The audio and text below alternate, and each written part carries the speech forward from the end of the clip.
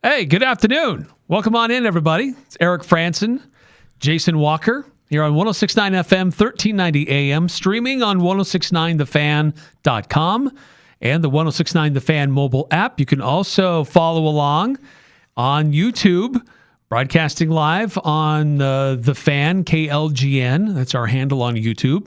You can drop in a comment in the chat there if you'd like, or you can text in on the Young Power Sports of Logan text line, 435-339-0321. If you want to let your opinion known or ask a question, whatever it is that we're getting into and talking about here on the Full Court Press today. Always love the feedback and the interaction with the audience. You guys always make it a lot of fun to play along with whatever it is we're discussing here on the Full Court Press. And some of the things we're going to get into today, we'll continue to hear more from players that we got to visit with earlier this week when Utah State football opened fall camp officially. We had so many interviews and so much content that happened in one day. We've had to spread it out over a couple of days. But we'll hear from more of those athletes later on today. Utah State Athletics announcing some details that I asked about earlier in the week, and now we have the finer details of what Cam Walker was asked about, and we'll hear him kind of react to that as well about fundraising, and reveal another player in our top 25 Aggies for 2026. And love to continue to get your reactions to that. NFL had their first preseason game of the season last night. Had a former Aggie involved. And so what other former Aggies could be involved in the preseason? So a lot of things on the docket today, as today marks 1 week to the start of high school football. High school sports are already going. Yeah, they are. Girls soccer is already happening. We had a rivalry game last night over on the other side of the hill from us. Box Elder and Bear River in girls soccer squared off. And so we've got other girls soccer games that are already underway. And next week starts high school football. Are you ready for this, Jason? No, to be honest, I'm not. I am a little underprepared. It kind of snuck up on me a little bit. But yeah, ready or not, here we come. Yeah, it's here. It's time. The start of high school football for us, just in our building, it's the kickoff to what I refer to as the long marathon. Because it's high school football, and then it's Utah State stuff, and it's still high school sports, and it's still Utah State stuff, and that continues until April, even into May. Well, it depends, because we do get a bit of a break. The biggest marathon, or kind of feeling of a marathon, to be honest, isn't so much football, because football's a once a week thing. Yeah. Basketball season is what really starts to pile on. True. Because that's multiple times a week, and then around here we're doing high school basketball and Utah State basketball. And, it's why, unfortunately, with Utah State and boys basketball, I haven't been able to get as much into girls basketball, even though there's some fantastic programs around here. I try every year. I tell myself that we're going to cover as much girls basketball, and it's like, I'm only one person. I don't have enough time. Come on, Jason. Haven't you figured out how to clone yourself yet? No. We're very disappointed. We're working on that. But yeah, that's where it really piles on. But yeah, the sports season begins. This is, basically I joke with people about not having to be involved in school and whatnot, but school season is the biggest time of year. I basically have the same calendar as a school teacher, where it's in the fall, that's when things get going. That's when my work is there to be done. In the summer, I'm still working, but that's kind of when we do all the vacations and the catch-up time. Take some time off, get a little bit of lazy time, because that's about the only time of year you can afford it. Now that we're here in August, this is where we start tiptoeing and then full dive into sports once September hits. So with high school football getting underway officially next week, there are, the Deseret News publishes a coaches poll for various different regions throughout classifications in the state of Utah. And so that's got us looking at what was that coaches poll that was produced for our local teams. So we have Region 11, and that includes schools in the Tooele area. But we want to look at what was the coaches poll for 3A North, which would include Logan, and also what was the coaches poll that included Region 5 that has the Box Elder Bees. So we'll take a look at all of those here as part of our first opening segment. And love to hear your thoughts and reactions if you agree or disagree with some of the teams and how they're placed. So 435-339-0321. Reminder, if you want to weigh in, love to get your reactions to it. But Jason, let's start off with Region 11. That just encompasses the most schools in our area that we follow. And a reminder, we continue our long-standing, decades-long commitment to covering a lot of these local sports teams with broadcasts on local radio, video streaming on Cache Valley Daily. So as we go through these polls and kind of where these ranked, we'll remind folks where you can follow along if you have a particular favorite school that you like. But let's go from the bottom and move up to the top. So 8 schools in this region, encompassing schools from the Cache Valley area, Tremonton, but also in the Tooele area. And that's where we find number 8 on the list. This was a team that really struggled last year. Deseret Peak was a new school, and the district said, you don't have an option. We are not going to have seniors at this school. Because usually around here, we've seen when like Ridgeline or Green Canyon opened, there was a choice. If you're a graduating senior, you can decide to go to the new school or stay at the old school and finish off what you've done before, or be part of the new graduating class, whatever you decide.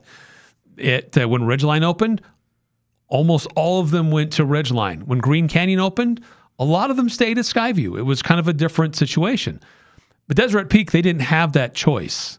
And so that was a team, an athletic program that was young and inexperienced at whatever sport they played. And it was certainly more on display than anything else in football. Yeah, Deseret Peak just got the short end of the stick. And because you get that,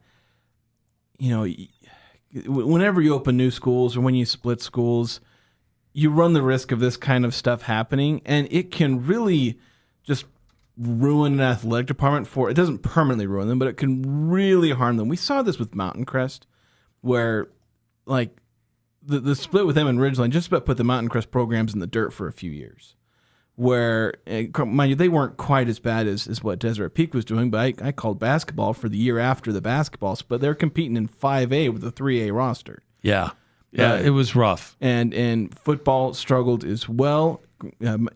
Like I said, it's not permanent because Mountain Crest has certainly worked its way back. But, when you have these school openings and you have politics essentially involved, the behind-the-scenes decision, the school districts and all that, impacting which players may or may not be there, like it's never clean. And I don't want to place blame on administrators because that is an impossible job. Because you have situations where if you just give everyone free choice, then suddenly it's it can be messy that way. If you give them no choice, it's messy that way.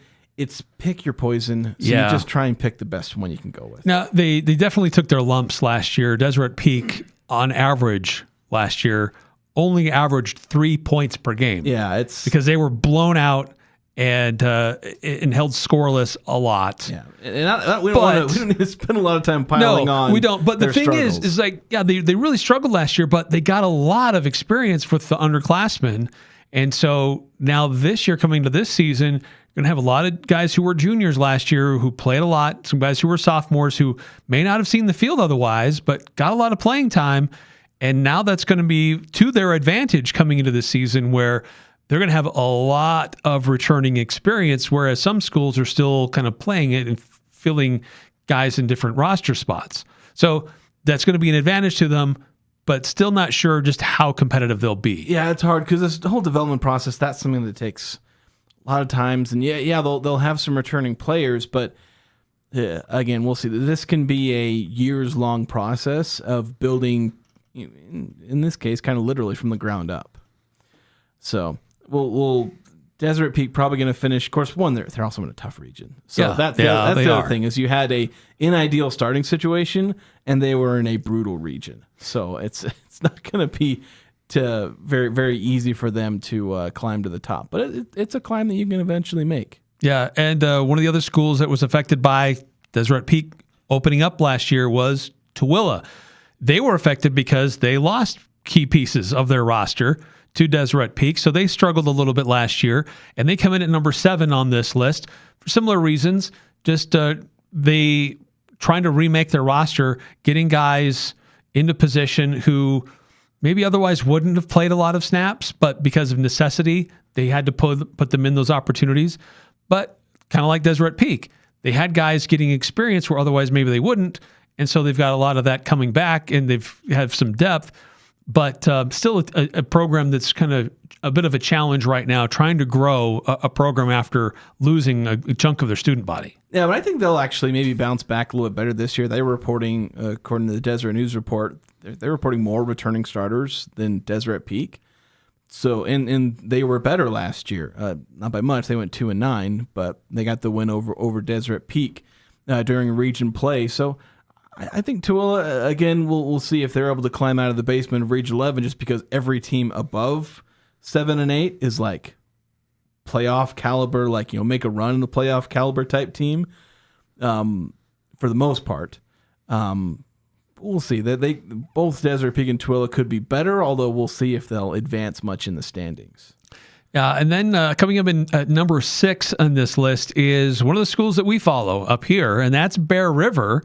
Bears have a new head coach, but he's not a new name. Yeah, he's a very familiar name. Very familiar name. Craig Ander is going to be their next head coach.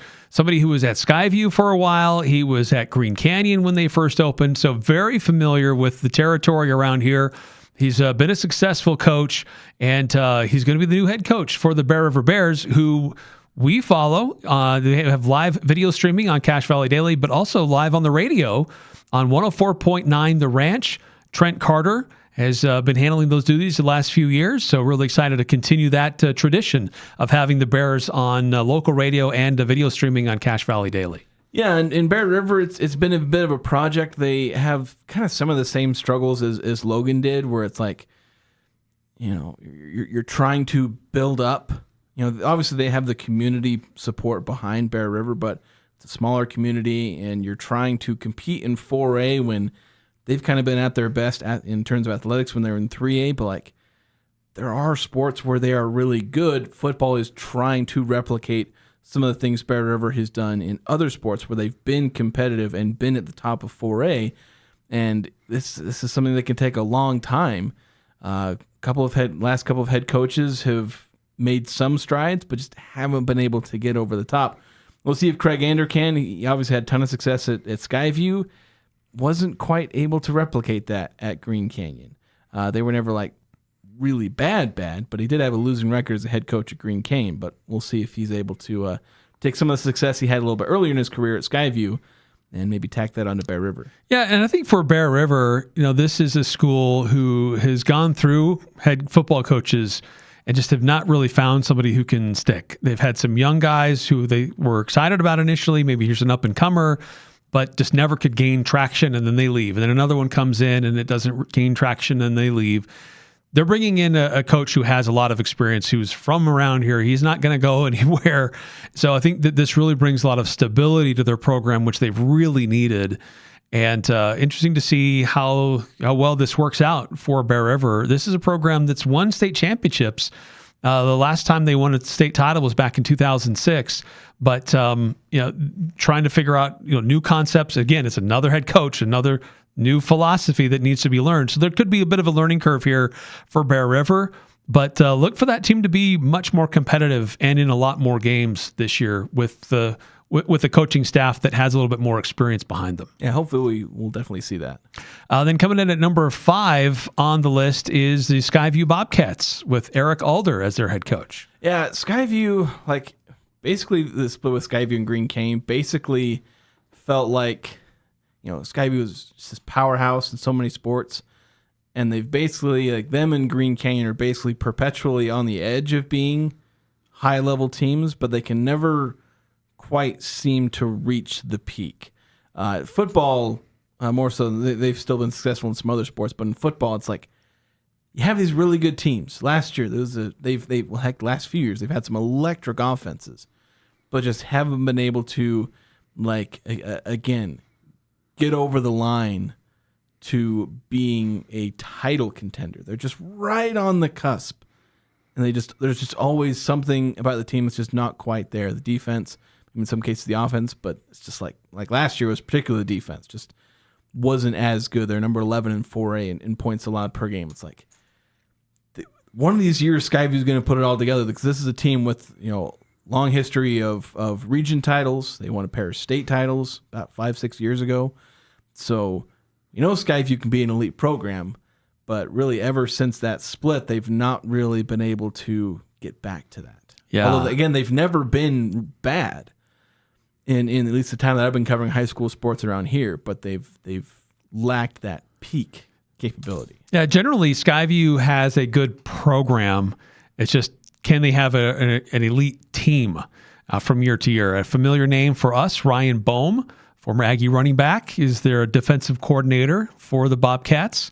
So we'll see how that translates for them. But that's the Skyview Bobcats. We carry them here on the Fan, 106.9 FM, 1390 AM. Hurricane John Newbold on the call. Former Skyview quarterback Kason Carlson will be his color analyst. So excited to have them on the radio, calling those games and video streaming on Cache Valley Daily. Number 4 on the list for Region 11, the Mountain Crest Mustangs with head coach Ryan Visser. This is a team that's Coach Visser, solid coach. He's proven to be a very solid coach in getting the Mustangs always playing tough, always being competitive. They've been right in the mix a number of times since he's been the head coach at threatening to be a top team in the region, struggling to break through definitively, but they've always been pretty tough with him as their head coach. Yeah, Ryan Visser did a great job building this program back up. In his early years, had to work up to a great senior class that gave him a really good season, but then he had to prove that he could keep that going. And he has pretty much done that. And last year, he had one of the better teams in 4A. And the only issue was that there were just better teams, unfortunately. And sometimes that just happens to you. You have a really good team, and sometimes there are just better teams. And it's really hard to overcome that. Sometimes you can. Upsets happen, and, just because somebody's better on paper doesn't mean they're going to beat you on the field. In Mountain Crest, like they're always this team where it's like they're maybe a little bit further down in the standings. Like they're not number 1, they're not always number 2, they're not always really high in the RPI, but like they're always a dangerous team because they're usually better than they look on paper. So I really like Ryan Visser's teams. They do a good job. They've made that offense more electric while maintaining the great defense that Mountain Crest has typically had for years and years. And so there's a lot of guys to replace from last year's team. Right. But we've seen Ryan Visser, like he's not just we're going to go through a 3-year cycle, have a good group of seniors, and then, rebuild for 2 or 3 more years for another great group of seniors. He's been through this cycle before, and he's made it work. Yeah, probably the one reason why Mountain Crest isn't higher on the list is because they have so many new guys on offense, particularly, and having to break them in and to see what they can do to help the team. Number 3 on the list, the Green Canyon Wolves under the tutelage. Well, sorry, hang on. I already gave it away. But Mountain Crest, for those who want to follow the Mustangs, 107.7 FM is the radio home. And we've got Cody Olson and John Olson on the call for those games, and video streaming on Cache Valley Daily. So that's who normally calls and carries the games and follow the games for the Mountain Crest Mustangs. And then number 3, Green Canyon. The Wolves under head coach JT Tauili. This guy has come in and usually a very, very strong defense, a team that often gets overlooked and find themselves in the playoffs and sometimes deep in the playoffs and even sometimes in the championship game when you don't expect them to get there. And this year looks to be another strong season and a strong roster for the Wolves. Yeah, I mean, you look at the team on paper in terms of where they ranked in offense and defense, you think, how does this team make the championship? But we've seen in multiple sports where Green Canyon has made surprises, because they did this in boys soccer a few years back where I think they won the title as like a 6th seed. But JT Tauili, like, he's got this program running smooth. Like him and Ryan Visser are kind of like they're both in kind of the same boat where they took a bit of a struggling program. Mountain Crest was struggling more, but they've turned these teams into, my opinion, title contenders. Green Canyon was literally a title contender. They're in the championship. Granted, they weren't super competitive, and I was watching that game. It was the championship was a little rough. It was a little one-sided. Yeah. But yeah, the Green Canyon, they've got a lot of returners on offense. Should help that offense be a little bit more electric than it was last year. The defense, Green Canyon always has great defenses, so you can count on that. Yeah, I'm a little surprised to see them at number 3, quite frankly, with all the players they have coming back and the experience of that team and that coaching staff and how well they do. But number 2, well, I keep getting ahead of myself. Stockton Jukes is our play-by-play man for the Green Canyon Wolves. Those games broadcast on 100.9 Light FM and video streaming on Cache Valley Daily. Yeah. But real quick, we're up against the break, so we'll have to speed through a couple of these. I do have to mention Stansbury, coached by the one, the only, Jason Walker. Did you have any influence on this ranking, this poll?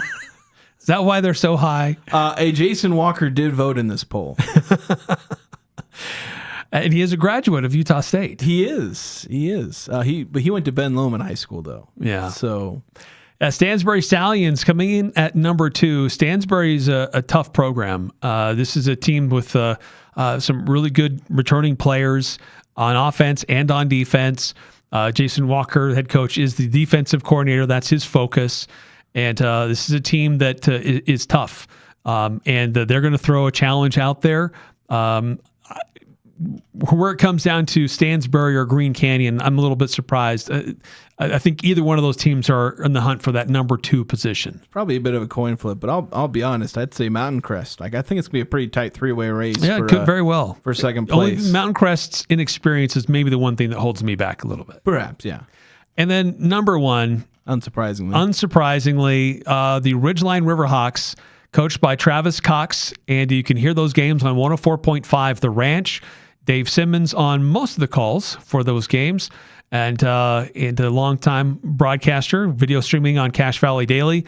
But this is a team that was an electric team, the reigning state champions.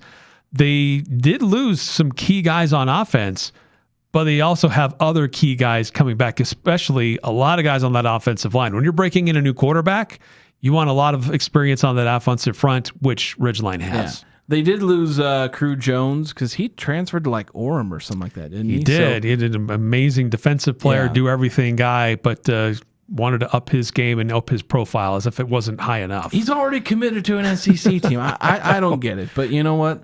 Weird things happen with high school recruiting. Yes.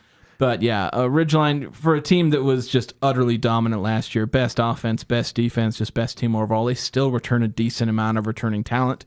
And because they're blowing out some of these teams, half of these incoming newcomers probably already have a game's worth of snaps from when they were playing the third and fourth quarters against some of these opponents they were blowing out. So, well, the running game for Ridgeline could be super electric with Noah Fia and newcomer Hudson Perry.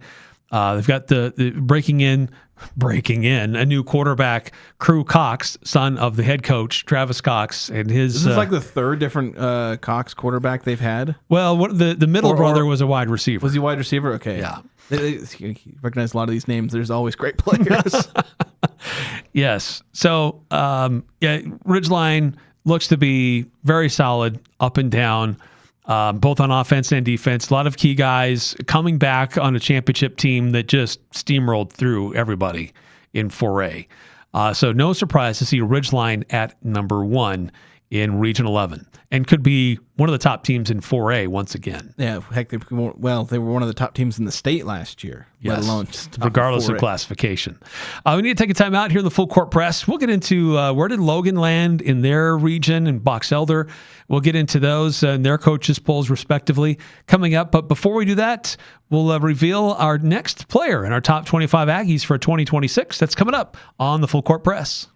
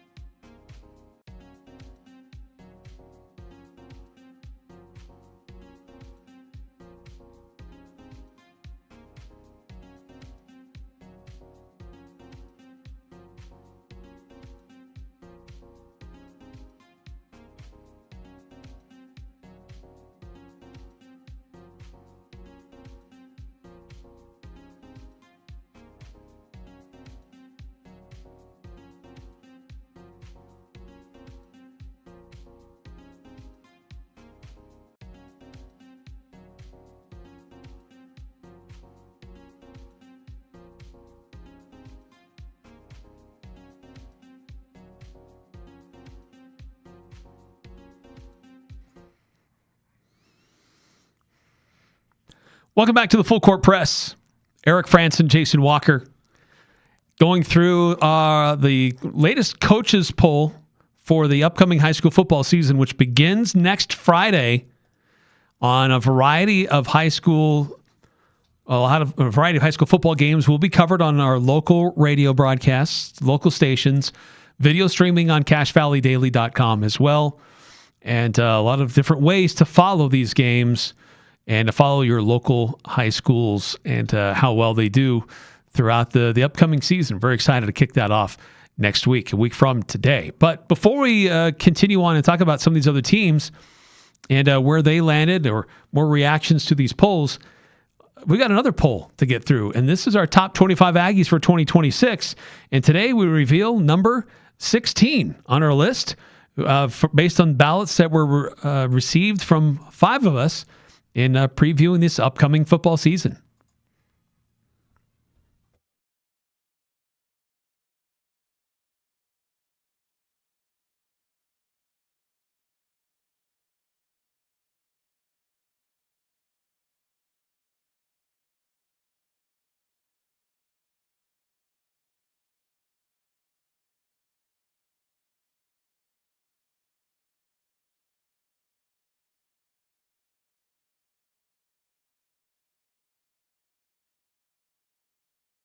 He started in 10 of his 13 appearances in 2025, finishing the year with 41 tackles, 4 sacks, and 6 tackles for loss.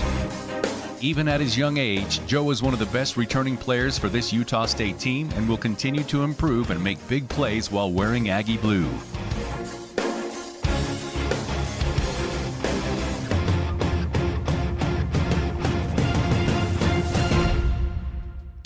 Apologies to those on YouTube. You may not have heard the first part of that. Well, I've done that in like half the times we've been doing this. Yeah, but Chris Joe coming in at number 16 on our list. Very young linebacker for Utah State, but he was one like a few other players who the coaches couldn't keep him off the field. He was a dynamic playmaker from early on, and Utah State, they were trying to figure out, they needed some help at linebacker position. And Chris Joe came in as a freshman, and he earned that spot outright and proved to be a very solid playmaker for the Aggies, and he's coming back. Yeah, he was really solid, and he had good moments throughout the whole year. I mean, he got a tackle for loss in his first career game against UTEP. He had a couple of tackles for loss against Hawaii. Granted, that wasn't the greatest game overall defensively. So he had some moments throughout the year, and he was generally consistent at getting like 3 to 5 tackles. But when you look at his last 4 games, he came into his own a little bit as far as making plays in the backfield, causing problems. And you look at those final 4 games, that's against teams like UNLV, Fresno, Boise State, Washington State. So those were some of the tougher teams on Utah State's schedule in those final 4 games. So he had 6 TFLs and 4 sacks the entire year. He had 2 of those sacks and 3 of the TFLs in those final 4 games. So he concentrated a lot of his kind of that chaos, that those tackles in the backfield. He was getting more of those as the season went on and against tougher opponents. So he's someone who is able to improve and make more of an impact later in the season. That kind of shows his development within the season. And as far as 4-game stretches, that was one of his highest numbers of tackles across. If you pick any 4-game stretch in the season, that was one of his higher ones. So the beginning of the season was actually pretty good as far as tackles, but he didn't get as many tackles in the backfield with sacks or TFLs. So Chris Joe is someone who was ready physically, which is rare. Like, you see talented guys who aren't ready physically when Utah State recruits freshmen. Yeah. He was ready physically, talented, and he only gets bigger and better another year older and wiser too and all that. So he's someone who's only going up with Utah State. He was already a decent contributor. He wasn't a star. He wasn't like this high-impact guy, but he was a capable starter who's only getting better from here as a linebacker, as someone who can make plays on this defense and be part of this attacking style of defense that Nick Howell employs. Yeah, so excited to see his growth and how he continues to contribute to that defense. And he'll have some other guys around him. And I think Utah State has gotten better at the linebacker and defensive tackle positions, defensive end positions. So I think he's going to be able to be a playmaker among other really talented physical players, and just how he kind of fits into that is exciting to me to see how he evolves as a player coming to this season. Yeah, well, when everyone does their job well, every defender looks better. Yeah. It just, everyone has better stats when the defense is doing well. When one edge rusher does really well, the other one gets open and he gets more sacks. When the defensive line does their job well, the linebackers get a lot of tackles, and they get a lot of tackles for loss and all that fun stuff. When the front seven is doing their job, the safeties and cornerbacks, they can get more pass breakups and interceptions and so on and so forth. And when they're doing their job, the guys in the front seven get more sacks. So when everyone does their job well, and that's one area you point out where Chris Joe can be even better, is where they've got more talent around him. He's going to have an even better impact. Yeah, so pretty exciting to see Chris Joe on our list, coming in at number 16 on our top 25 Aggies for 2026. Let's quickly just get back to high school football. Some of the other schools that we need to mention with these different coaches polls that are out for various classifications in different regions. We went through Region 11 and went 8 through 1 on how those schools are going to land, or at least the coaches think they're going to land. But looking at 3A, the 3A North region is where we find the Logan High Grizzlies. And I don't think we need to go through the whole region, but Logan High coming in at number 3 on this list, Jason. And last year they were the third best team. I think they finished third in the standings, but they definitely were the third best team. Where, and I know given Logan's recent history, them being third in a region, that might surprise some people. But the move down to 3A is done well, and the youth movement they've been working on for a while. They have 8 returning starters on offense, 9 returning starters on defense. Some of those guys are two-way players. Guys like Mason Birch, Graydon Olson, they count as returning starters on offense and defense. They play both ways, so they're starters there. Yeah. And those aren't the only two that are playing both ways. But like these are guys that are seniors that I was watching play on the field varsity as like freshmen and sophomores. These are guys that have about the most snaps, most experience. Not a ton of winning experience, unfortunately, but this is something they've been working up toward. At a quarterback, Easton Favero, who he made a big jump from his sophomore to junior season. Likely to see a big jump junior to senior season as well, where I think he's only going to get better. He's only going to improve his arm talent, much like he did last year.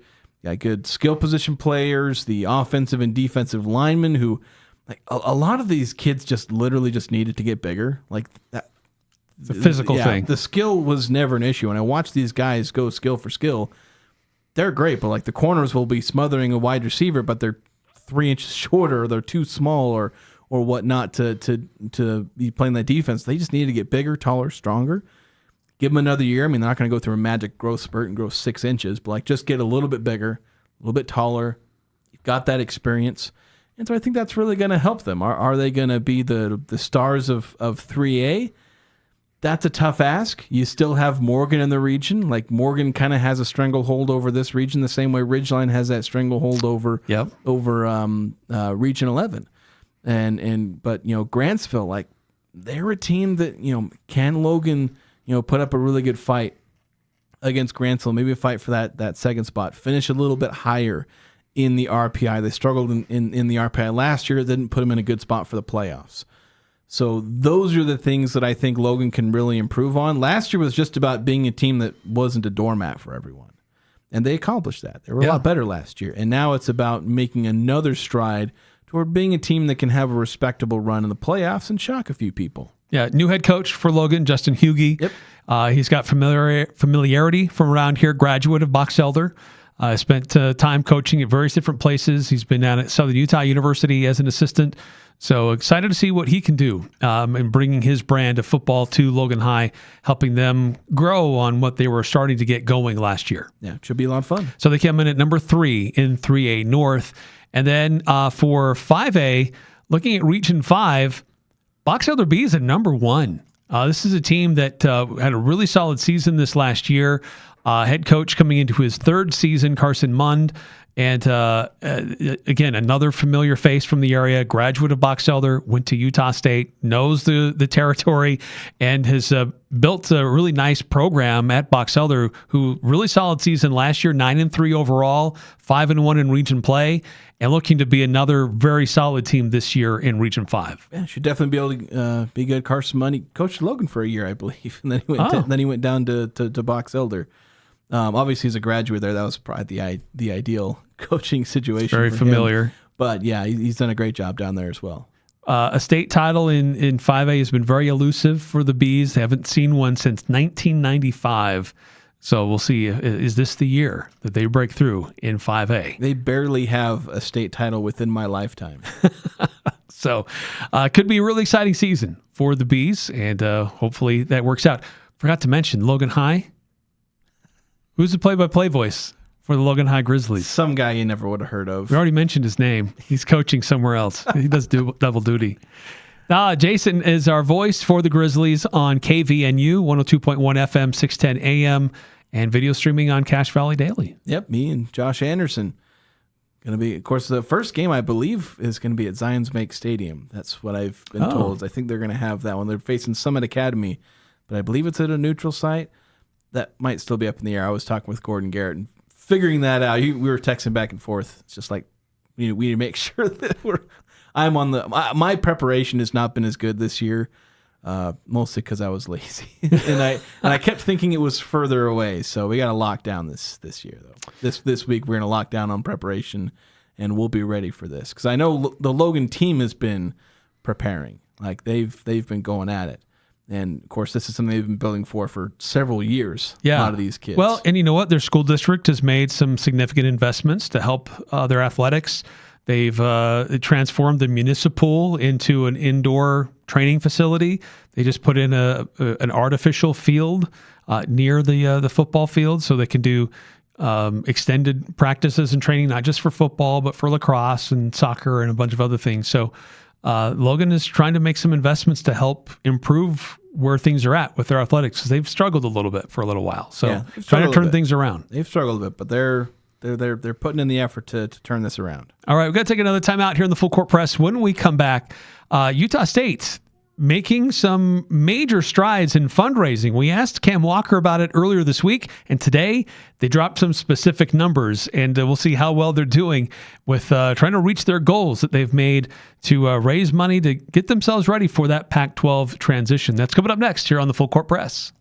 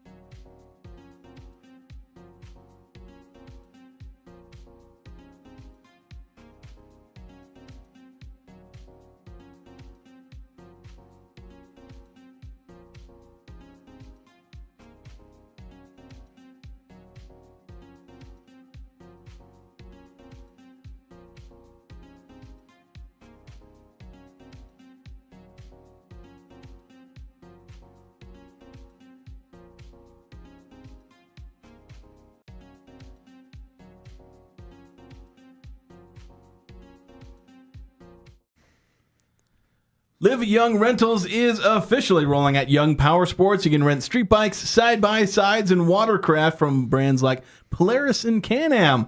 Call 435-755-7111. That's Live Young Rentals from Young Power Sports. And they also sponsor our text line. And we did get a text coming in from 9315, leading us to our next point here. Yeah, Utah State released details about their 6-month goals. How well did they do? Cam Walker came out earlier in the year saying we want to set all these goals, lofty goals, because we're transitioning into the Pac-12. We want to make sure we hit the ground running. And I asked him about that earlier this week. And let's get to what he had to say earlier this week. And now he has definitive numbers that back up what we asked him about earlier. So Harrison Taggart, Utah State linebacker, Utah State.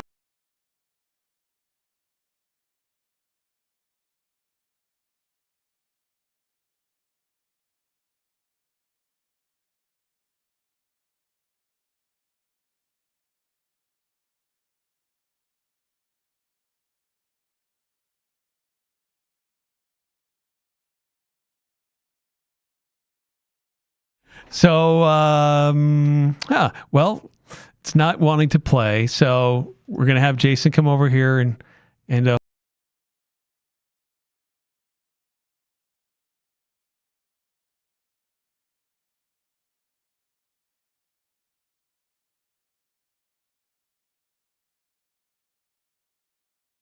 they did is trying to raise certain number of add a certain number of Blue A Society members, big Blue Club members, and try to increase season ticket numbers and things like that. They already had done well with basketball season tickets and sellouts for men's basketball, trying to grow on that as well. But we may not be able to play the Cam Walker clip. Try it now. See if it works. We'll cross our fingers and see what happens. Yeah. So tremendous shout out to our team that really just worked their tails off over the last 6 months to make those happen. Also incredibly appreciative of the campus and community support. Feel like our donors and everybody really stepped up, and so we'll be doing some releases about those and kind of what all was achieved. But for the most part, I think we got every single one of our 6-month goals accomplished. And really it was kind of through July, because we started that in February, and so we run to August 1. We're well on our way and have even clipped off some of the 18-month goals. And so that was never set in stone. We keep adapting and bumping numbers up. So really excited about that. Where we'll use that is we're going to try and be strategic as possible to use that in the places that impact winning the most. If it's going into facilities, we're looking at what's impacting student athlete experience from a wellness standpoint or from a competitive standpoint. And then the other side on facilities is looking at does this create more revenue, premium spaces. So those are kind of where we're prioritizing things for now. Student athlete experience, competitiveness, and then can we turn this money into more money is kind of how we're looking at it. Yeah. So they met those goals. They wanted to get the Show Me, the 6-month goals, the Show Me initiative. They wanted to add to the total number of local partners, business partners. They exceeded that goal. They wanted to get a certain number of Blue A Society members. They exceeded that goal. They wanted to get a certain number of Big Blue Club members. They exceeded that goal by a pretty good amount. They wanted to get a certain number of season ticket holders for football. They exceeded that goal. It was 8,000. Now they're up to 8,400. They wanted to get $20 million in cash and pledges, and they're already at 22.7. So they've exceeded a lot of the goals that they set earlier in the year, off to a really great pace as they come into the Pac-12. Yeah, and so to give you an idea of the growth that they're hitting, so to as you mentioned, some of those goals, they when I did the write-up, they let me know some of the numbers that they were currently at. Or maybe they released them. I can't remember exactly where I got them. Either they were released publicly or they told me. I can't remember which one of those two. But athletic sponsors, they had 80. They wanted to get to 90. They're at 100. Blue A Society members, they were at 100. Wanted to get to 135. They're dang near 150. Big Blue Club members, they were at 1,400. Want to get to 1,800. They're almost to 2,200. Football season ticket holders, 6,800. They wanted to get to 8,000. They're at 8,400. So, and honestly, you look at some of these they're already kind of well on their way to their 18th month goal. So, like you look at Blue A Society members, they wanted to get to 200 in the 18 months. They're at 150. They've gained 40, and they need to gain almost 50. They gained 47. They need to gain another 53 in a year. They gained 47 in 6 months. They need a year to get another 50, essentially. The Big Blue Club members, they need to get to 3,000 to hit their 18 month, and they gain 600-700 in 6 months. So yeah, they're kind of flying past some of these goals. Now, granted, a lot of this is going to come from they're making a huge push in these 6 months. Can they maintain that kind of growth? Because a lot of these, new Big Blue Club members, a lot of these, cash and pledges, new athletic sponsors, a lot of that was probably low-hanging fruit. Guys that you just needed to make an effort and you seal the deal.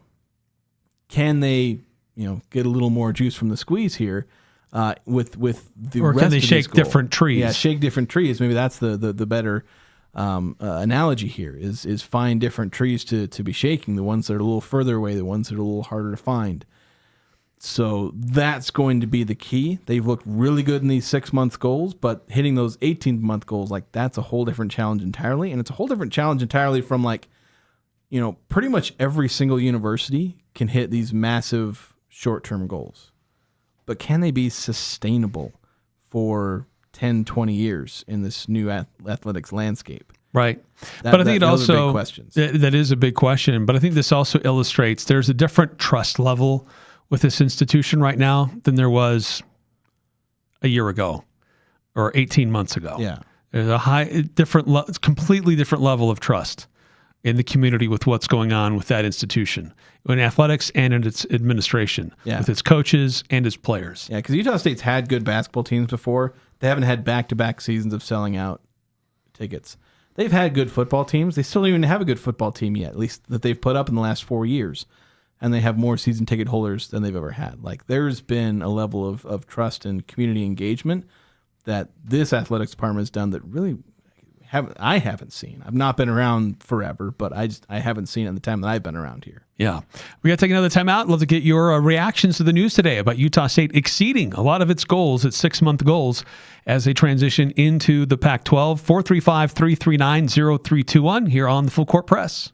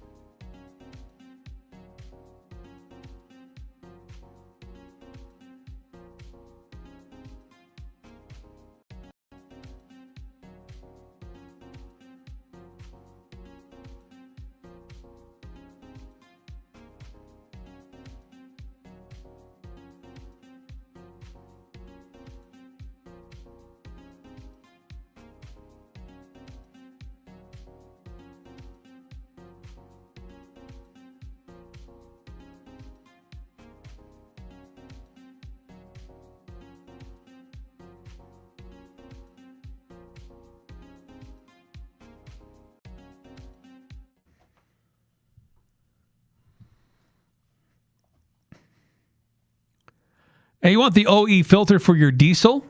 Mopar and AC Delco filters are in stock now at Napa Auto Parts.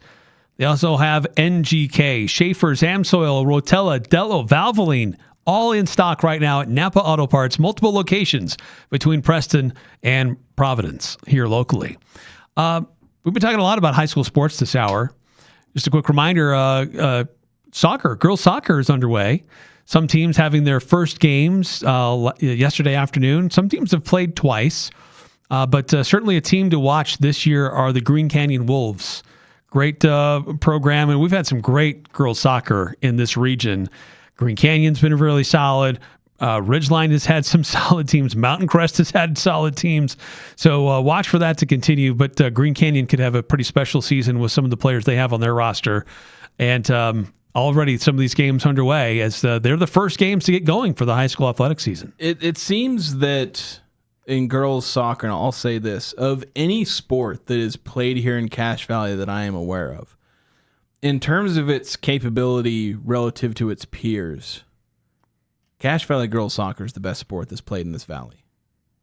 Yes. Like, it is just the best. And it's not just one team that dominates, because Green Canyon, Mountain Crest, and Ridgeline seem to trade off who's the dominant team. It's been traded more between Green Canyon and Mountain Crest, but we've seen Ridgeline have some high-level players. Utah State soccer is just full of former Green Canyon and Mountain Crest players. Yes. And but then you also have really good players from Logan and Ridgeline. It's just all these different teams are putting forth amazing soccer players. Just it's spectacular stuff. Green Canyon just yesterday afternoon went to Lone Peak and beat them 3-0. Yeah. So very solid start. start. You routinely have the best girls soccer team in the state in Cache Valley, and it's a bunch of 4A schools. Yes, very true. So excited to see that get going. We'll have already have a photo gallery of that Bear River and Box Elder game on Cache Valley Daily, so watch for more of those. I know Stockton Jukes has already said that he wants to do some play-by-play of these Green Canyon Wolves girls soccer teams this year. Love to see if others could get broadcast as well from time to time if we can. They definitely deserve the attention. It is amazing sports being played by these girls. Coming up next hour here on the Full Court Press, we'll share more of the interviews that we're able to conduct on Tuesday when Utah State football held their media day, kicking off their fall camp. You'll hear from some defensive players, Bronson Olevao and Harrison Taggart. So stay tuned for that. That's coming up next hour here on 106.9 FM, 1390 AM The Fan. And also, you're always invited to chime in as well on 435-339-0321 on the Young Power Sports of Logan text line.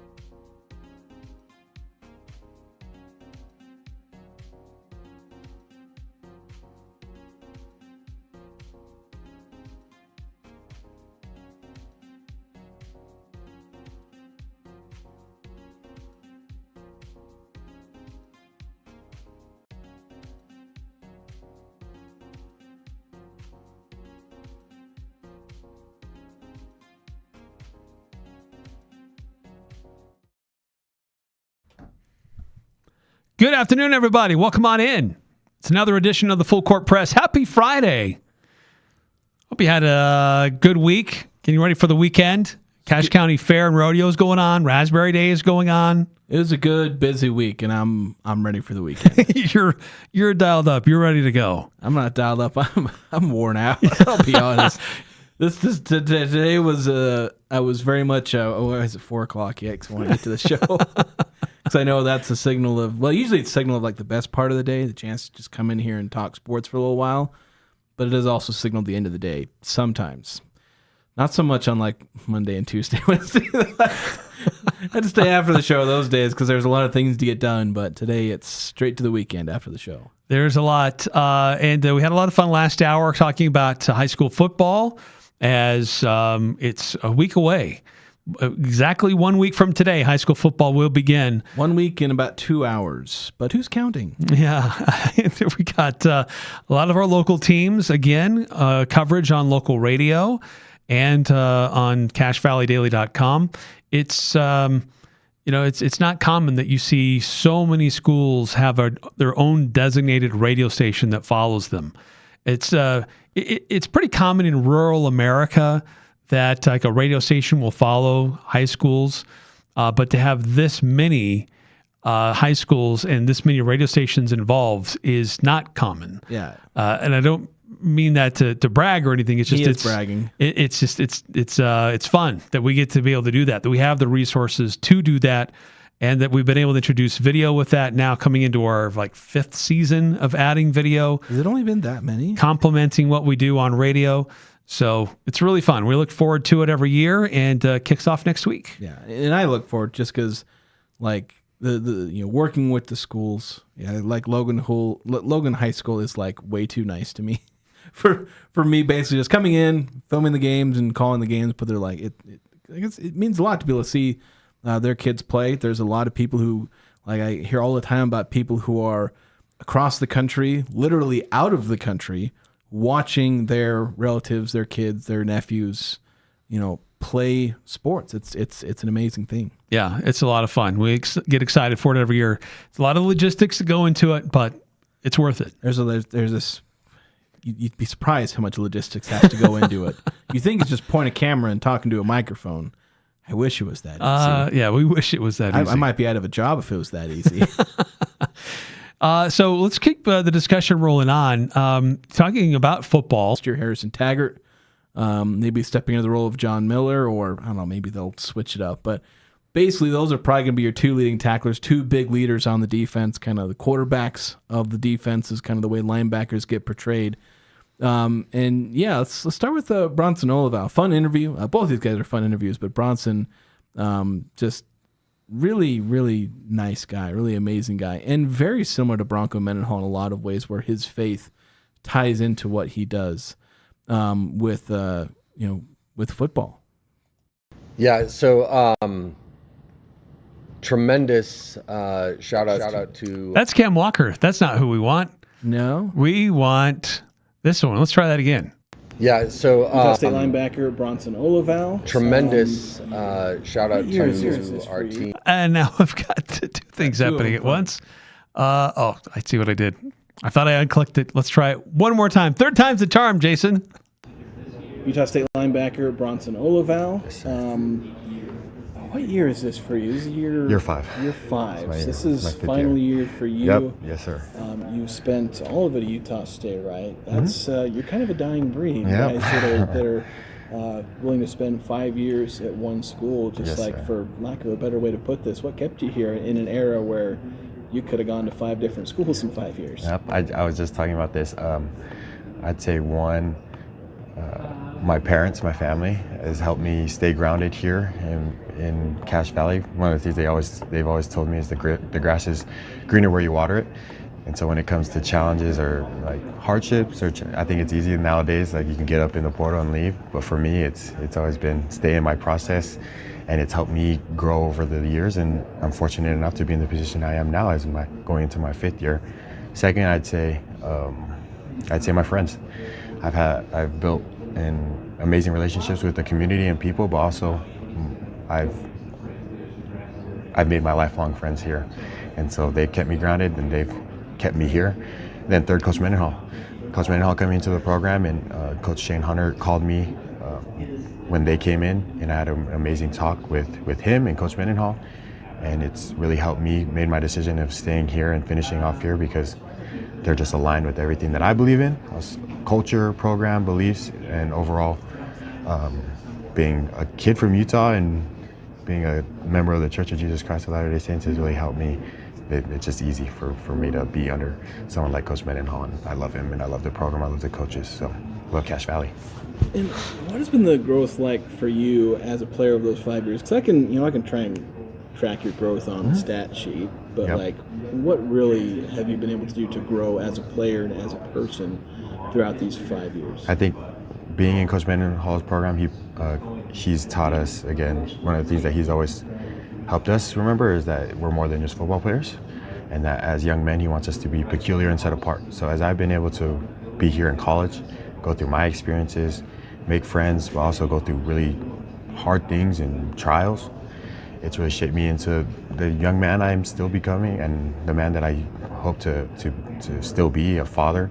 But overall, my growth as a player, it's really developed as Coach Mendenhall has come into the program, and then we've retained him and our coaching staff, Coach Howell and like Coach Hunter, where I can really develop as a player and really thrive in this defense, because I'm just building upon last year. So super excited. So how much does kind of your church membership, Bronco obviously part of the church, and for context, I'm a member of the church as well, just as part of this conversation, just like how is that kind of that balance, also like how much kind of, I don't know if leaks in is the right way to use that, but Broncos church background, your church background, how much does that show up in the philosophy that ends up on the field, when you guys are practicing and playing and talking in the locker room? I think when you're right, when everything that you value and your beliefs, but also your spirit is aligned with and everything in life, it kind of creates a different, like a passion or like an intensity with us, and that's what Coach Mendenhall is always focused on, is like the principles of the gospel, where Jesus Christ is also like really came into play with us, our own beliefs, when it's like, what do you believe in, and what's your why, and how, and coming into the program and playing football, it's like showing that same passion in everything that you do, not just your religion or your beliefs, but also in football, in your family, in your education, in all aspects of you. So looking at the linebacker group, what do you see from these guys? Obviously, you're one of the biggest contributors. Expect one of the biggest contributors this season. Yes, There are guys like Harrison. There's also Chris Joe. He's one of the young up and comers. What do you see from this whole linebacker group as far as your guys' ability to have a big impact on the field this season? From the linebacker group, we call ourselves the standard. So making sure we're the voice and the leaders of the defense, making sure that we get the fronts right, we get the back end right, in the communication. So for us, you had someone like John Miller last year that was a huge key contributor for us, and now you have a guy like Harrison Taggart, and we hope that he's greater than, not equal to. We love John, but every year we're trying to build. So for us as a linebacking core, we have experience, lots of experience, and for us it's an expectation and a standard to raise our level of play. And for me, that's just exactly what I want to do. I want to hone in on the detail of my execution and my consistencies to help the defense and the team win. Talk about the standard. The linebacker position has a growing history. John Miller last year, what he did. Danny Woodward, I believe, might be confusing with Danny Woodhead, the Patriots running back. But then you go back far enough, you get names like Fackrell and Bobby Wagner. Just what is it like? Carrying on that legacy of some really good players that have played not just at Utah State, but played linebacker at Utah State. I think, again, we don't just represent ourselves, we represent a legacy. And for us as linebackers, we don't take that lightly. We call ourselves the standard for a reason, to where in everything that we do, we're never representing just us and the stat sheet and us making plays, but overall, we're doing everything that we can to help the team win. And I think when we celebrate the success of each other, that's where the camaraderie comes into play. That's where teams have fun. That's where teams win. So overall, the linebacking core, we have this standard, and we're expecting to hold it and be it throughout the season. So last year's defense started off struggled a little bit. Mind you, played some elite offenses earlier, so there's some of that with the struggle. Then grew as the year went on to the point where the defense is almost more of a strength than the offense at times. Mm-hmm. What are the keys to kind of retain? I know there's a lot of new faces, a lot of guys left, a lot of new guys coming in, but how do you try and retain that growth that you guys had last year as a defense and start off on a strong foot this year? We talked about it, I think, last year when it came to the defense. We started super slow. I think we were just feeling our way around, and it didn't really hit until like probably New Mexico, after we took that New Mexico loss, to where we kind of just started to elevate our play. And so this year it's like there's nothing to feel anymore. Like, I know we brought in a lot of transfers and players, but it's like we know the standard. We have a lot of experience. Brevin, Carson, Chris Joe, you talk about like a lot of players that we have retained, to where there's no need to feel around. We can hit the ground running, attack it. And for us, going into camp, player leadership and accountability and all of that, making sure that us as the leaders and also us as the veterans of the defense, making sure that we can do everything that we can to make sure everyone's on the right page, and also being accountable and us taking ownership of the team instead of our coaches. So I think going into camp it will help us, and then going into season we'll be able to hit the ground running and make a huge impact and a run in the Pac-12. And obviously with a lot of those guys coming back to know the standard, there's that. How much do you feel like, with the incoming transfers, you look at a lot of them where sometimes transfers are guys who didn't play at their previous spot, they're looking for a new chance. I mean, John Miller was kind of like that. Mm-hmm. But a lot of the guys coming in, not exclusive, but a lot of them, Harrison, he played before where he was at. Chapman, I know last year he was injured, but before that he was playing. Seems like a lot of the guys you've brought in, the defense has brought in, have a lot of experience. So how much does having transfers with playing experience you feel like help them maybe catch on a bit quicker? There's still new things they have to learn, but being experienced, it feels like maybe they catch on a bit quicker. It's huge.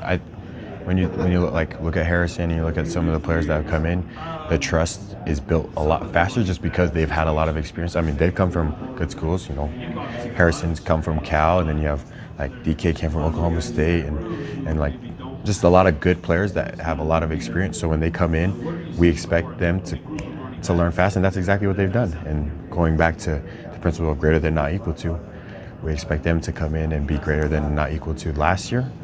And the people we had, even though I love and respect my teammates, it's just going into the season, it's for us to be successful, we gotta raise it. So these players that have come in have really helped us and contributed in a big way, and we're excited to go into camp to continue to build upon that.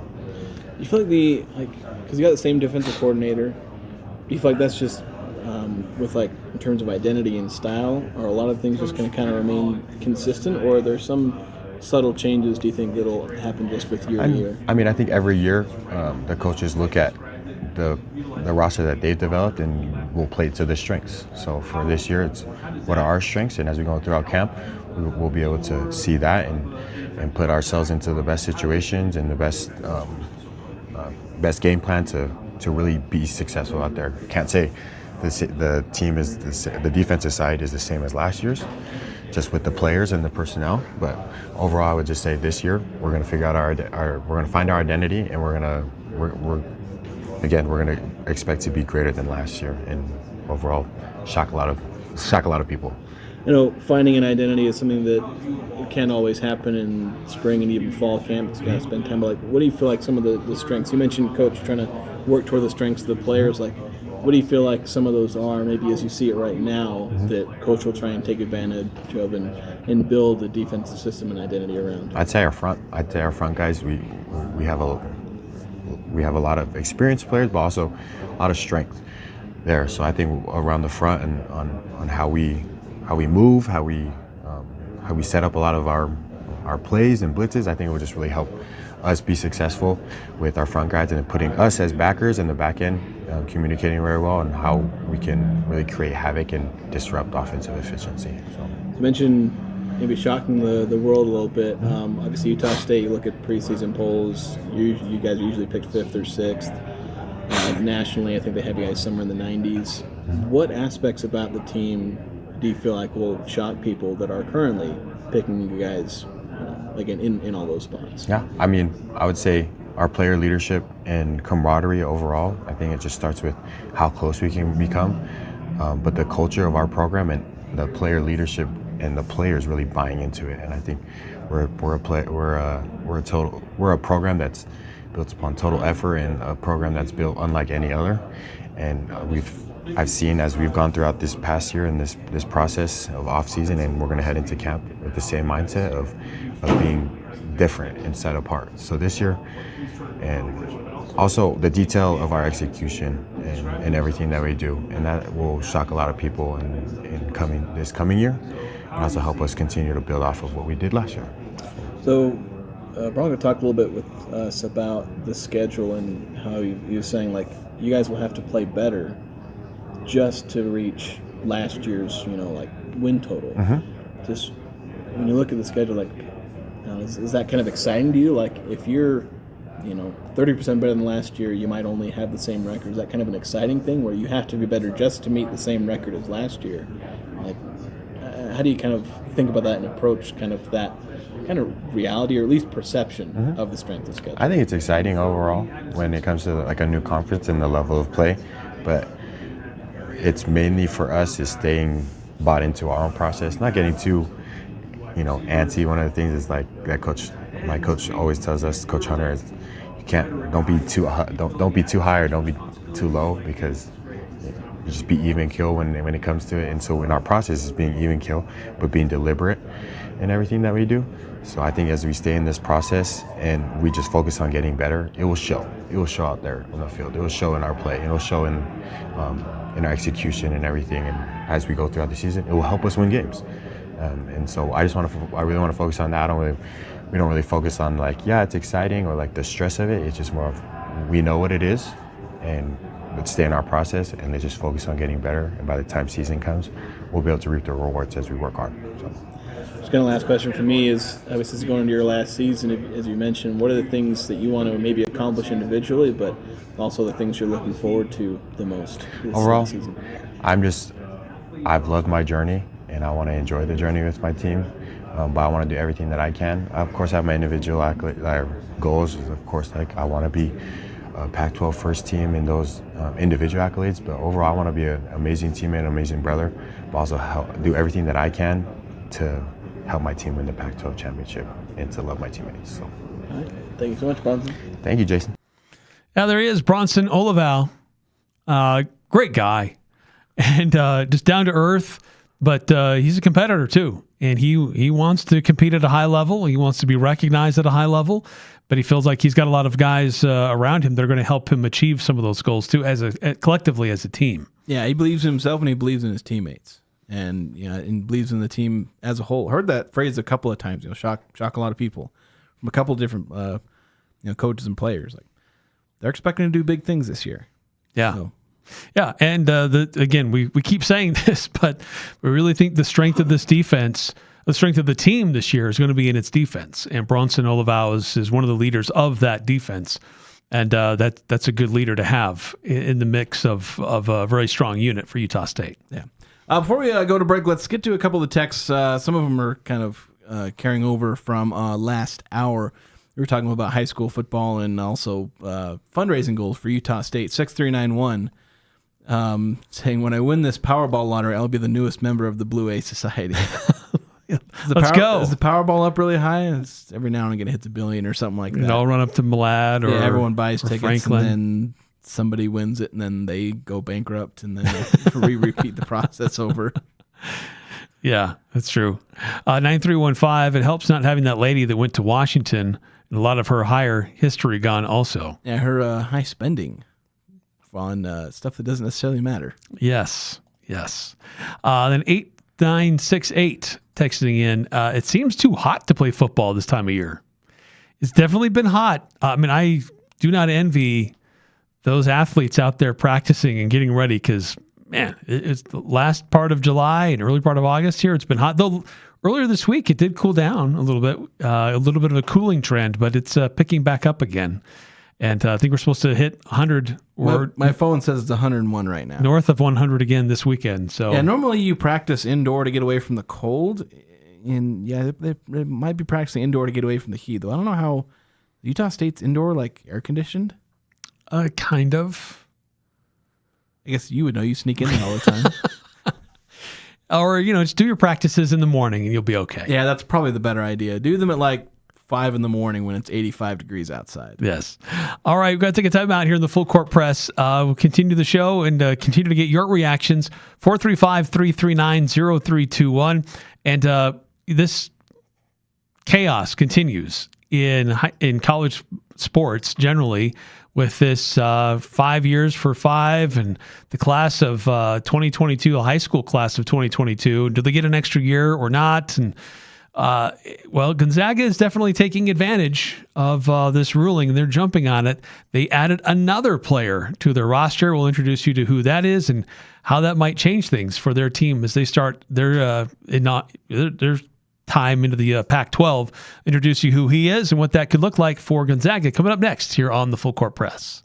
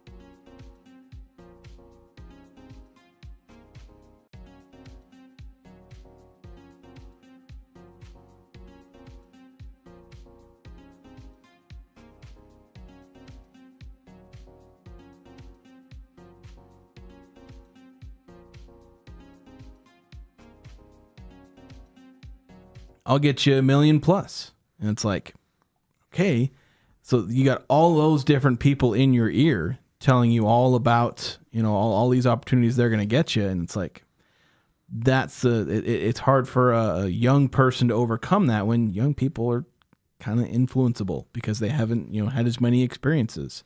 So that's that's something that can be an issue for them. Yeah, Bronson Olevao, great standard, great guy to have a leadership position in your locker room. But he's also he's a competitor. Like, this guy wants to go out and he wants to create pain for opposing offenses. So he's got a lot of experience, but also somebody that you can model. Say, hey, look, you stick around and you stay with the program and with these types of coaches. These are the type of rewards that are available to you that aren't always financial in nature. So he's a great representative for the university. Yeah. Some news earlier in the week, Gonzaga announcing, pretty much it was announced that a fifth-year player from Dayton, point guard, was going to be transitioning, and he got another year of eligibility and decided he's going to leave Dayton and go to Gonzaga. They lost a point guard who decided he wanted to go play internationally. So they bolstered their roster with another experienced point guard. Well, today they got another experienced player they're adding to their roster. It will be a fifth-year player, Chauncey Wiggins, who comes to Gonzaga by way of Florida State, a player who kind of grew in his role over time, over his seasons at Florida State. Last season, averaged 13 points and about 4 rebounds per game, and a decent three-point shooting threat as well. This is a guy who's got some pretty good size and spent time at Florida State and Clemson, I should note. But somebody who's going to be in the mix to add to the depth already in place for Gonzaga. Yeah, Gonzaga's front court only gets better and better. And as far as I've been tracking all the Pac-12 rosters, I believe Gonzaga's roster is now full. There is a bit of a question mark still on one of their incoming players, Izan Almanza, who's coming from Real Madrid, who there's question about. I haven't seen a definitive answer as to whether or not he's eligible, because he's played professional basketball and theoretically shouldn't be eligible. Maybe not. I don't know. They're trying to figure out whether or not he would be eligible. Last time I checked, which admittedly was like a week and a half ago, so maybe something's changed. But I don't know if he's going to be eligible, so maybe there's another roster spot open for Gonzaga. But as far as guys they've gotten commitments from, they have a full roster now after adding 2 players that have benefited from this this fifth year, Javon Bennett and Chauncey Wiggins. And yeah, they're both great players. They're both players who could be like top 10, top 15 transfers, in the entire Pac-12, and they're both going to the same team. So the front court gets even better. They already have Isaiah Harwell, Masamba Diop, Braden Huff, and Chauncey Wiggins. He's a bit more of a stretch 4. He's 6 foot, listed 6'10", but he's more of a power forward type, kind of like how Braden Huff's more of a power forward. So they have really good power forwards. They have really good centers, and their backcourt still has a lot of question marks. Some of their most experienced players in the backcourt transferred, and they don't have as dominant players in the backcourt. But yeah, a guy like Javon Bennett, that helps a lot. And their front court is so absolutely dominant that even if they have a average backcourt, they're still going to be an elite team. Yeah. So, and they have good players in the backcourt anyway. They're just not going to be nearly as elite as the front court. So Gonzaga very much solidifying itself on paper as the top team in the conference, and I expect that to play out when the actual season rolls around in November. Yeah, there's still a cloud over can this really happen or not? But Gonzaga's not waiting around. Like, they want to they'd rather get their roster figured out and get guys committed their way and then figure it out later rather than sit and wait and then find out, okay, it's okay now, but now who's left? Who's available at this point? So they're acting on what information they have right now, not waiting to find out if it may still change their roster to some degree. I think they also have some money that they can actually spend on this, because getting these kind of guys to commit this early, like, you gotta have some money. The only way to get guys anywhere near this caliber and not spend a lot of money is if these players run out of options. That's the only way you're going to get a player of that caliber. It's part of why Utah State probably, I imagine it's a large region, or one of many reasons why Utah State hasn't brought in anybody off of this. One is there's a lot of uncertainty. Two, right now there's a kind of a limit on the number of players you can actually go out and get. Both of these players were actually part of decisions that allowed them to transfer. They're not transferring based off of that Colorado decision. One, Javon Bennett, was based off of Ohio, and Wiggins, I think, was one in Tennessee or something like that. I think it was somewhere else. So they're allowed to transfer. So right now there's kind of a limited number of transfers. So Utah State hasn't been able to capitalize on that. That's part of the reason. But the other reason is Utah State doesn't have much money left. They've spent their money on the players they have. And there's a lot of teams in Utah State situation. I think San Diego State, they have like 2 or 3 roster spots open. And apparently they only have 5 healthy players right now. That was from Mark Ziegler saying they only had 5 healthy players in their summer workouts. So a lot of guys undergoing like off-season surgeries and whatnot. And Barry Cherry is still coming back from a season-ending injury. So, and of course, one of their guys suffered a season-ending injury. So they're kind of struggling. So it's like there's several teams, like Oregon State has 2 open roster spots. San Diego State has 2 open roster spots. Texas State, Utah State still have an open roster spot apiece. Like, I think, a lot of these teams could try and take advantage of that, getting these players with a 5th year, but there's still currently some limitations. So just a point of clarification, Wiggins became available because of a lawsuit in Georgia. Oh, was it Georgia? Okay. Yeah. I knew it was somewhere. I knew it was somewhere in the South, and it wasn't the Colorado decision. So yeah, that's why both Bennett and Wiggins are able to transfer, is because they're not basing their 5th season, getting that 5th season from the Colorado ruling, which doesn't allow you to transfer. Although there are a lot of like follow-up lawsuits or other different things with that Colorado ruling where they're trying to get the ability to transfer kind of tacked onto that, which would truly open the floodgates. Not the floodgates are open before. That would really open things up. By the way, there were 30 players in that Georgia suit injunction that were affected by that decision, and Chauncey Wiggins is one of those. So still there's a pretty good number of players here from power programs that could be available. So see if Utah State's going to try to make a run at any of them. We'll see, and it depends on how many teams still have roster spots. Again, we're about half and half. I think it's 5 Pac-12 teams have a full roster, 4 of them don't.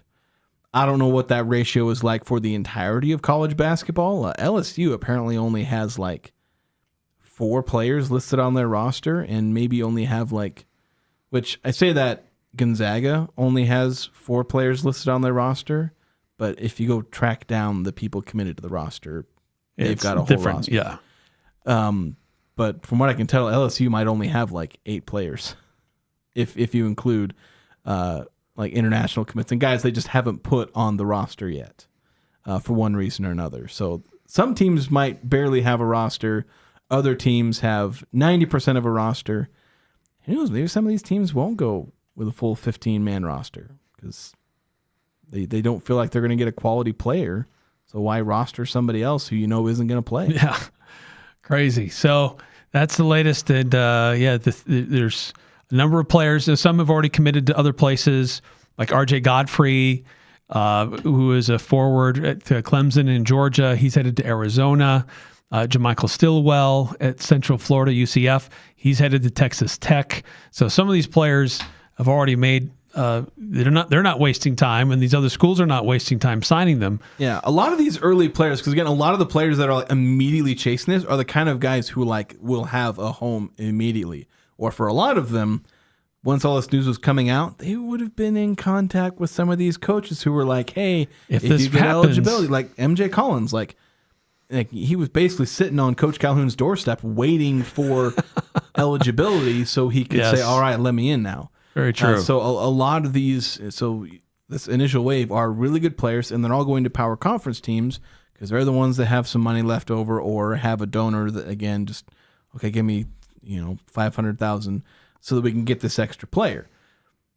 Teams, like most of the teams in the Pac-12, Gonzaga is a bit of an exception because they have some of those extra resources where they're kind of like a power conference team. They're able to get some of these early transfers, but teams like Oregon State, San Diego State, Utah State, like they might have to wait to put it frankly, for the other guys to run out of options. Yeah. And if they want to come back, then, where can they find a landing spot? Yeah. Or again, there's maybe players that Ben Jacobson has some connection to. I brought up Trey Campbell. I'm not sure if he's even eligible to come back because he played in summer. Well, he was on a summer league roster. He didn't actually play in summer league, but can he even move? Because I saw one report that said he entered the transfer portal, but that was one random person who said he entered the transfer portal. So again, it's a name to keep an eye on, but again, exactly where Utah State may or may not get because they may not bring in a 15th person. They may just go with what they've got. So it's still something to keep an eye on. And since you don't have redshirt problems anymore, then you can just go with what you have. Yeah, you don't have to. I mean, it's better to have a full roster anyway, just in case of injury. But since you're not going to designate a few guys to be permanently out for the year, you're not for redshirt. You're not designated. You're not artificially limited to an 11-man roster. Utah State has a 14-man roster, and all 14. Well, one of them's going to be out until at least February, but. So you got 13 players that you can play, and there's no restrictions. Jax Allen, Jordan Boyd, they can play if you need them.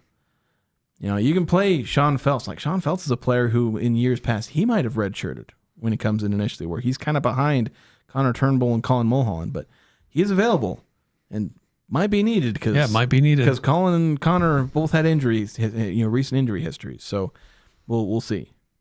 Let's do this. Let's take a quick time out here on the Full Court Press.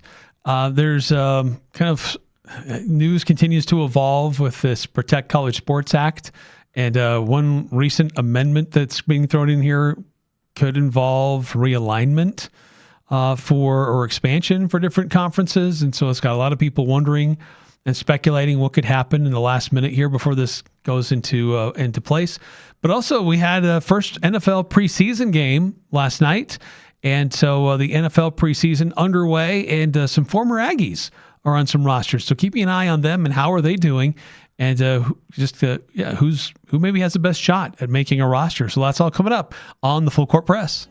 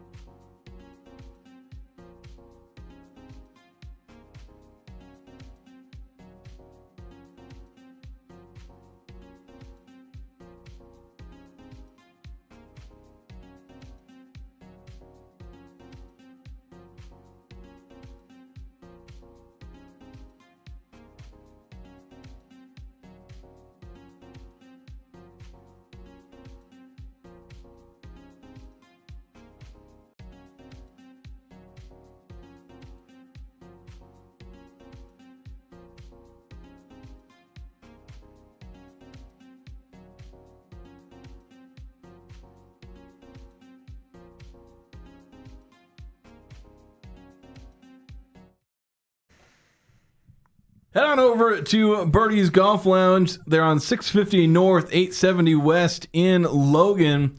You can play one of the 2,000 courses they have available. They got leagues and competitions with national and local prizes. They got memberships along with hourly public bookings available. Again, that's Birdie's Golf Lounge, 650 North, 870 West in Logan. Beat the heat and still play golf. Yes, I like that.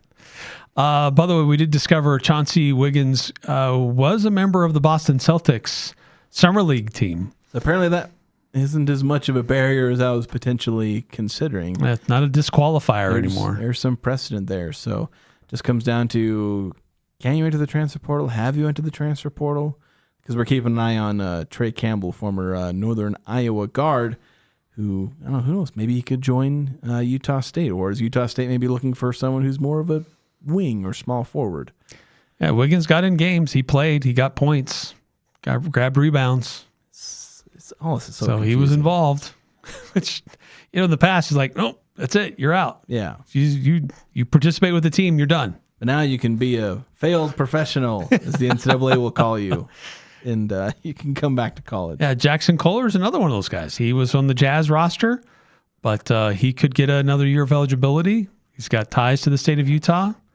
There's seems like BYU and Utah are looking at him, but don't know. Didn't BYU add that like Polish? Yeah, player? they had a professional player from Poland. Yeah. I mean, what are we doing? At this point, Yeah. At this point, everyone's professional. All these power conference teams, they're just professional. Professional sports teams pretending to be college teams, Right, with college logos on them. Yeah. But Protect College Sports Act, like it's in the last hours of even having a chance of making anything happen. Is Congress even still in session at this point? They've probably broken by this time, but I mean, it's almost 8 p.m.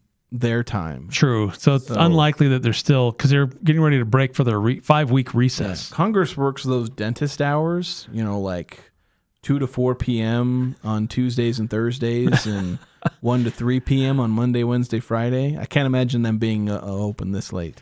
But one of the last-minute amendments to this bill was proposed by Florida Senator Ashley Moody, which would create a 180-day window for schools to switch conferences before the new rules start to take into place, which would cap Power 4 leagues at 19 members. Yeah, caps teams at those members, and even if you do move, if they're under the cap and you're going to meet that, because it's not all the conferences have 19.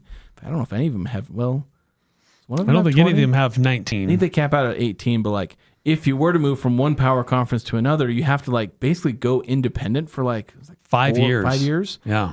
But that essentially is a workaround, and once that amendment got thrown in, everyone was freaking out the ACC and Big 12 were about to get raided by the Big 10 and the SEC as they maybe make one last move to basically, secure power, as if they didn't have enough of those, as if they didn't have enough of the top programs, or at least top money-making programs.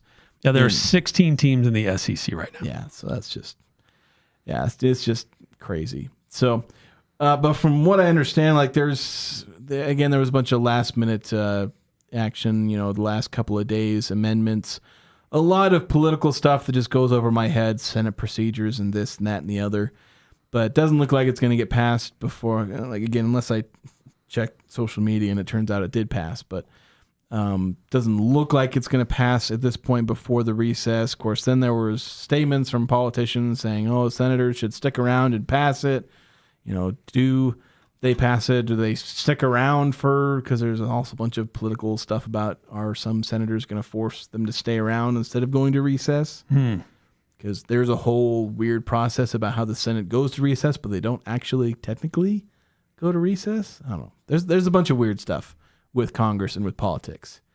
But it doesn't look like the Protect College Sports Act is going to pass yet. It looked like it wasn't going to pass at all last week, but it might pass, but it may take until September. Right. Yeah. It's continues to morph and change. And is it really reaching the goal that was originally intended? But it kind of illustrates that the divide that exists even within power conferences is still clearly there. And schools like ACC member schools, would they want to leave? Would they want to be a part of this? One of these other leagues, the Big Ten or the SEC, or can they, keep their conference intact? I haven't heard about any of these power conference schools potentially grabbing G6 programs to add to their mix. Now, if the ACC and Big 12 got raided, do they try and backfill? Do they send out the last rescue boats from the G6? Or I think those conferences are both like, I think Big 12 still has like 14, 16 teams. The ACC, I think, is well above kind of that 12 mark. Like, if they each lost like 3 teams apiece, do they even backfill at that point? I'm not sure they would. The Big 12 might backfill with Oregon State and Washington State, but Big 12 has 16. yeah, like if they lose 3, they still have 13. Like, do they backfill with anybody? Yeah, they still have a certain volume that would still be okay. Yeah, so like they'd be fine. Like, and would adding Oregon State, like your first 3 schools you probably think of for the Big 12 is Memphis, Oregon State, and Washington State. But do they add any value? Like, you can argue that, and if those 3 schools, they would argue they do add value, and I wouldn't necessarily disagree with you personally, but does the Big 12 think you add value? Do the TV executives, because they're the ones who matter. They're the ones who can tell you. Heaven forbid we leave decision makers to the people who actually care about the sports. No, it has to be about money and value. And do the TV numbers illustrate that people want to watch and follow your program? Yeah. So I don't know if the ACC or Big 12 actually add, because again, a lot of these high-end G6 programs puff up their chest and say, we do all this, we have that, we have these facilities, but yeah, you look really good compared to the G6, but do you impress the Big 12 and ACC enough? And the answer is probably not, because if you did, you'd be in those conferences already. Yeah. Yeah, because the SEC and the Big Ten may pick off 1 or 2 schools here or there if they had that chance. Would it be Miami or Notre Dame, things like that? Would the SEC look at other teams that are geographically make some sense? Yeah, like I think they look at like Florida State, Clemson, the Big Ten. They want Notre Dame in the conference, but Notre Dame doesn't necessarily want to be part of them. Yeah, Notre Dame doesn't want to be in any conference except for a arm's length relationship with the ACC. Yes, and that's tenuous, even still. But anyway, that seems to be the latest, the craziness of college sports and Congress trying to get involved to settle this all down and create some standards that might, which some are hoping to say would save college football moving forward, or college athletics. I don't know if it really saves it, may create more problems than we currently have, but can't fault them for at least trying to figure out something that creates some semblance of guardrails that we can all agree upon. I'll be honest, and this thought only comes to my head now, but I don't know. Part of me almost kind of wants it to fail, because you have the NCAA begging other people to just give them the power to do whatever they want. And the NCAA just needs to grow up. It needs to grow up and learn to solve its own problems. And not just say, oh, Congress, just give us like all of the regulations and rules we have to protect consumers and workers and all these other things, and just ordinary citizens, all those protections, ignore them so that we can exercise just complete control over all these 18 to 22 year olds, so that we can continue to make billions of dollars off of their backs. Yeah. And artificially lower the amount of money they get. It's like, no, the NCAA needs to learn its own lesson. But in the end, the Protect College Sports Act, if it passes, I think it would benefit fans. But, is it good for the athletes? Because you got to try and consider all parties involved. Yeah, no, that's true. Athletes have never had as much power and earning potential as they do now. Yeah. And to convincing them to make changes to that, which could limit their ability to their freedom and their ability to make money, that will be tough. We tend to frown on that kind of thing in America, forcing people to make less money. It's not freedom. No, it's not capitalism. We're supposed to be the land of the free and home of the brave. That's true. All right, we've got to take another time out here in the Full Court Press. If you want to weigh in, always love to hear from you. 435-339-0321. 8968 says most dentists don't work on Friday, so maybe that's true. One thing to keep in mind. Those dentist hours, again, 2 to 4, Tuesday, Thursday, and 1 to 3. When the dentist Monday, is Wednesday. in the office. Yeah, basically. When they wander into the office. Quick time out. We'll look at former Aggies trying to make the NFL rosters. We'll look at that next here on the Full Court Press.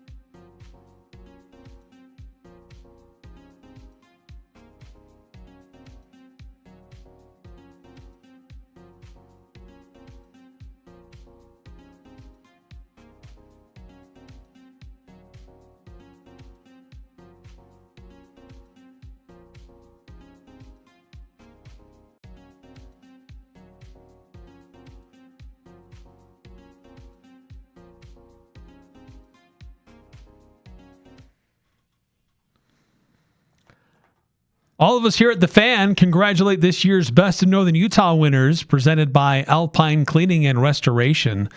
Winners like Logan River Golf Course, Beezer Lock and Key, Twisted Sugar, and Sage and Tate. Find out all the winners in this year's magazine, the Best of Northern Utah magazine, available in a lot of different businesses around the area. And you can also just go check it out on the website, bestofnorthernutah.com. So last night, it was the Hall of Fame game, the first NFL preseason game of the season. Carolina Panthers against the Arizona Cardinals. Shootout of a game, 33-30 for the Panthers. And one particular running back saw quite a bit of action and was a very familiar name for Aggie fans. Miles Davis did very well, and he also caught the ball. So he was very active doing a variety of different things for the Panthers last night. Yeah, he kind of had two notable plays. I mean, he had 4 carries for 53 yards. One of those carries was for 36 yards, so he got most of his rushing yards on the one play. That helped him lead the team in rushing, actually, where, honestly, if he had only that run, he would have only been 3 yards behind the team lead, as the quarterback Haynes King had 39 yards and the game-winning touchdown. But he also caught the ball, and that was he had 3 receptions, but only one of them was for notable yards. He got 8 yards on one catch, and he had 9 yards total. So yeah, doesn't speak much to the other 2 catches he had. But wasn't also 7 touches for 62 yards. So a decent day at the office for preseason. You don't get a whole lot of touches in the preseason. No, so if you get them, take advantage. Yeah, and he looked really good. He looked good. He had a good burst of speed on that 36-yard run, made a few highlight reels on social media. So we'll see if he's able to make an impact. He's one of 3 rookies coming out of Utah State that are on NFL rosters in the preseason. Obviously, he's the one with the Panthers. This is the almost called them the San Diego Chargers, the Los Angeles Chargers. Who've been there for long enough that I should probably keep calling them the Los Angeles Chargers. They have defensive back Noah Avenger, and then the Jacksonville Jaguars have wide receiver Brady Boyd. So Chargers play the Texans next week. They play on Thursday at 6:00, and then you said the Jaguars, right? Yeah. And I'm trying to find they play on Saturday next week. They will face the Saints. So there you go. Those are the games to watch for next week for other former Aggies on NFL rosters. Yeah. So as far as their chances to make NFL rosters, the odds aren't great right now. I went and looked up some, there are people who are on top of this every second of the offseason projecting a 53-man roster. So I went and tried to find some of the latest, but none of Miles Davis, Noah Avenger, or Brady Boyd are showing up on current 53-man projections, but preseason's just started, so they can make big plays, and maybe there's a surprise spot on the roster, or some of them can end up on practice squads, because that's where a lot of players who don't make it to the final 53-man roster, they can end up on the practice squad and maybe work their way up from there. Panthers, by the way, they will also play next Saturday. So all 3 of those teams, all 3 of those players, I should say, will be in action next week, 1 on Thursday and 2 on Saturday. Yeah, so if you want to watch Aggies playing football, you can see that in August. Might only get brief glimpses because these guys will be in for 10 plays and then they're out because you got 90 players on the roster and you gotta analyze all of them. Yeah. Yeah, and Jordan Love, I don't know how many snaps he'll take. I don't think he'll take a single when snap they play the Steelers on Thursday next week. Bobby Wagner still hasn't signed with anyone yet. Really? He's still out there. I'm thinking he might be one of those sign at the end of training camp because he doesn't want to bother with training camp. Like Aaron Donald? Yeah, we see that sometimes. It's I'm going to sign with this team, but let's wait till the end of training camp. You know what I can do. Yeah. I don't need to put my body through that. Basically. Again. So we'll keep an eye on that in the preseason. But let's see. I think we got through all of our texts on the text line. But thanks so much for all the participation this week. This week we bumped it back up to 2 hours. We had a lot of fun, a lot of interviews, and we realized during the break that we never got to the Harrison Taggart interview. So I'll have to push that into next week. But we'll have a lot more content getting ready for Utah State football, the start of their season, fall camp. I'm going to try to run up to practices to get more post-practice audio. He's going to sneak into practice and watch. That's right. And then we'll continue to preview what's going on with high school football because we're a week away from that. Yes. Girls soccer is already underway. Volleyball will be starting very soon. So it's a great time of the year as all this starts to ramp up. But hope you have a great weekend, whether it's at the county fair or over at Raspberry Days. Be safe, and hope to see you again on Monday next week.